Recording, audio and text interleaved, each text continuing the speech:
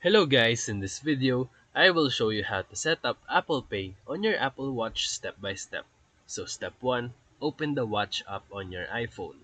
Step 2, tap on the My Watch tab and then scroll down and select Wallet and Apple Pay.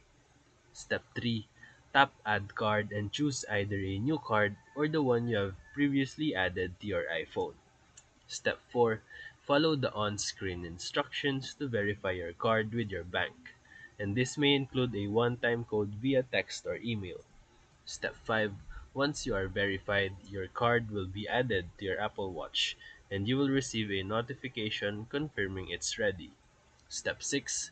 To use Apple Pay on your watch, you can double press the side button and hold it near a contactless payment terminal. And now, your Apple Watch is ready to make secure tap to pay transactions with Apple Pay. So if this video helped you, feel free to like and subscribe for more quick tutorials, reviews, and comparison videos. Thank you for watching.